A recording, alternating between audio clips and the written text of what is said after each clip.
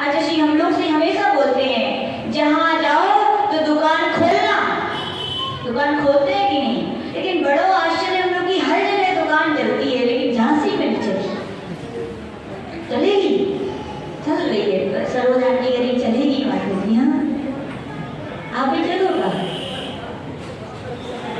हाँ तो भावना तो है, यानी कि जैसे आप अपनी दुकान का सामान फैला के बैठते हो, क्या रखते हो कि भैया ग्राहक तो मिले।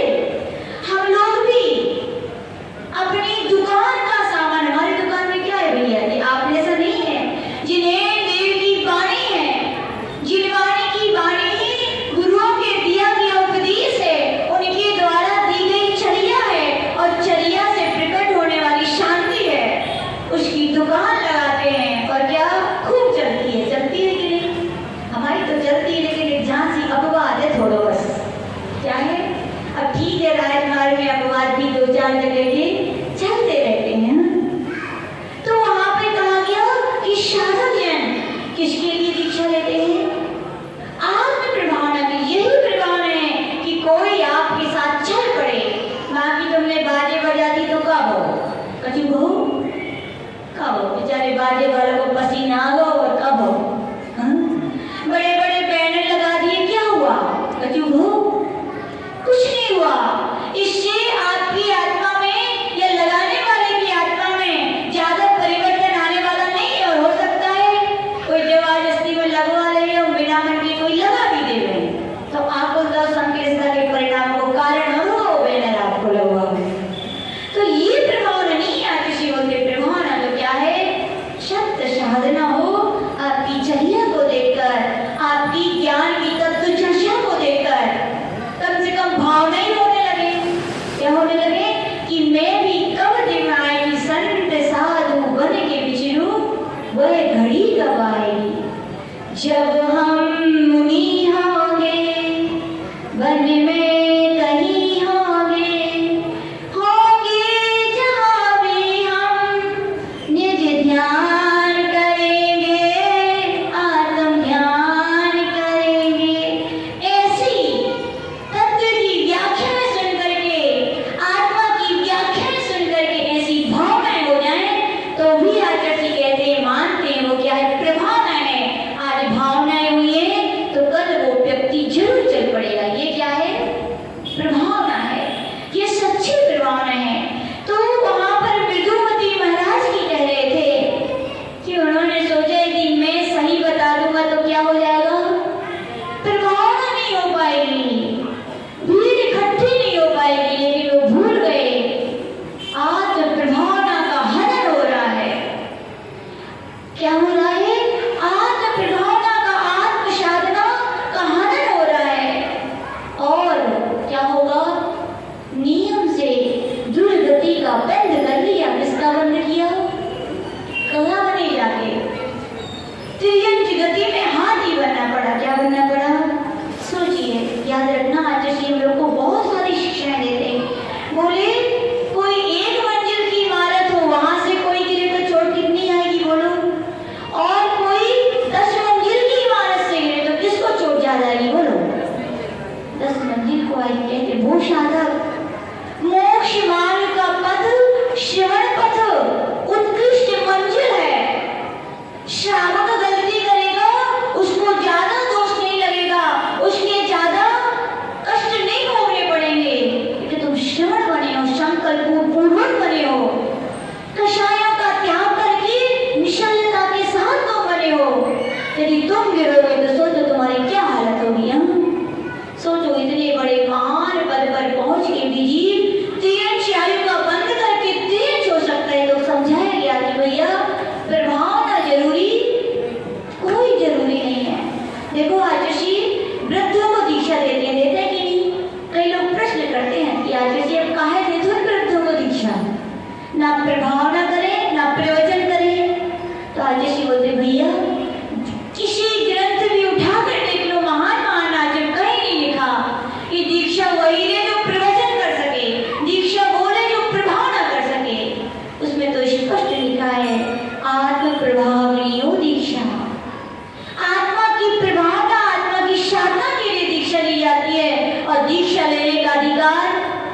शास्त्र में नहीं लिखा कि वृद्धों का है कि जवान का है कि बूढ़ों का है। हर एक प्राणी की आत्मा स्वतंत्र है, उसमें भगवत शक्ति प्रकटता की योग्यता है, तो उसको दीक्षा लेने की भी हर समय में क्या है, योग्यता है कि नहीं है। इसीलिए आचार्य जी बोलते भैया हम तो खूब देंगे, क्या देंगे, क्या देंगे, दीक्षाएं देंगे। बोले वृद्धों का अंतिम समय संलेखना पता नहीं कब होगा, लेकिन ये तो पकी आम है। बोले कब टपक जाए पता ही नहीं है। बोले संलेखना समाधि जो कराता है नियम से उसकी भी, देखने वालों की, परिचर्या करने वालों की, कराने वालों की नियम से भगवान की वाणी उसकी भी क्या होती है, संलेखना समाधि होती है। इसीलिए आचार्य जी बोलते भैया हमें तो अच्छा है, क्या है, अच्छा है।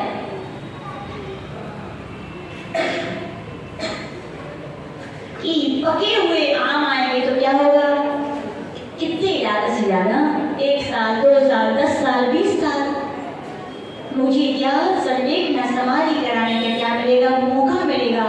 और मेरा जो लक्ष्य है उसकी मुझे स्वतः ही क्या हो रही है, सिद्धि हो रही है। और आचार्य जी ने देखो अभी वर्तमान में बड़े बड़े आचार्य हैं और हो चुके 21वीं और 20वीं शताब्दी के, लेकिन 115 संलेखना आज तक के रिकॉर्ड में किसी आचार्य ने नहीं कराई, केवल है तो मुझे गुरुदेव हैं। कितनी, 115 संलेखना समाधि, और 60-70 तो हमने ही देखी। कितनी, 60-70 संलेखना समाधि खुद मुझे देखने का सौभाग्य मिला, और गुरुदेव की कृपा से परिचर्या कराने का भी सौभाग्य मिला। माता जियों की भी तो ही है, और ऐसी परिचर्या कराते हैं वास्तविकता में उनके ग्रस्त आते हैं, जब वो देखते हैं ना आंसू बहा के, गला रुंध के कहते हैं पूज्य गुरुदेव यदि ये मेरे माता पिता मेरे घर में होते ना तो खटिया से नहीं उठते, और मैं भी इतनी सेवा नहीं कर पाता जितने संत साधु लोग करते हैं। 24 घंटे की बराबर ड्यूटी लगती है साधुओं की।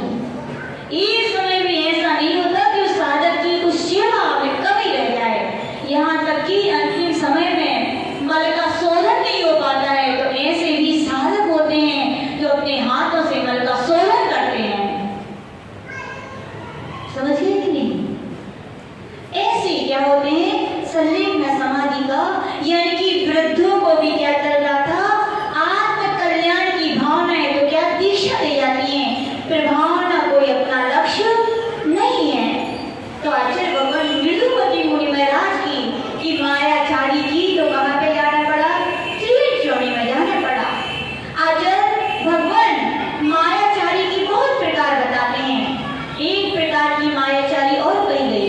आचार्य भगवान वहां पे कह रहे थे कि प्रणति नाम की एक कुटिलता होती है, जिसके लिए कहा गया हीना देखो मिला देना। क्या मिला देना, जो जैसा नहीं है वैसा मिला देना। और आप लोग तो दुकानदार हो रहे, एक्सपर्ट हो रहे हैं, ओके। काली मिर्ची में क्या मिलाए जाते हैं, पपीते के बीज। और यहाँ मावा की दुकान है, उसमें क्या मिलाते हैं लोग, आलू और आरा गुइया। सब समझदार हो किसमें क्या क्या मिलाया जाता है।